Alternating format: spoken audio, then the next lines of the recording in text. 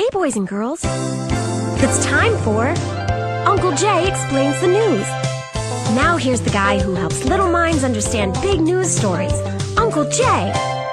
Hi, boys and girls, and happy birthday, America. Uncle Jay's on vacation. Maybe you are too. Maybe you got the weekend off before the 4th or the weekend after. But you know what? Congress has the entire week off. In fact, welcome to a special Uncle Jay episode all about the hardest working Congress in America, Congress. That's why Uncle Jay's news word for this week is recess.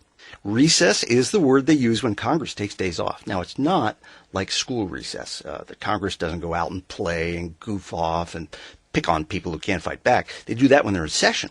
No, congressional recess is officially called a district work period. It's when each congressperson goes back to their hometown to do a job to do the job for their constituents. There is a district work period for President's Day, Memorial Day, Independence Day. Each one of those days lasts for a week, by the way. And then there's a 2-week district work period in April. It's around spring break when everybody leaves town, so the Congress people have no choice but to follow their constituents to where they are and work. Now, all those work periods makes them so tired, boys and girls, that they need the whole month of August for just so they can recharge. Actually, that is also called a summer district work period. So actually, that must be the hardest work of all. But the whole rest of the year, they're in Washington, hard at work, Monday through Friday, doing actually just Tuesdays, Wednesdays, and Thursdays, because they need Mondays and Fridays to go back to their hometowns and work with their constituents. It's like having a home office, boys and girls, with all the savings of a home office, if you don't count the flying there and back, which they don't because your parents and Uncle Jay pay for that. And someday you will too.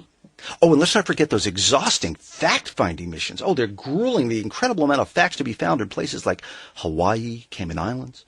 So when Congress actually does get some time off, they have earned it. Between Christmas and New Year's, they get to be with their families, and it's actually between Thanksgiving and New Year's when they get to be with their families. It's actually between late October and New Year's.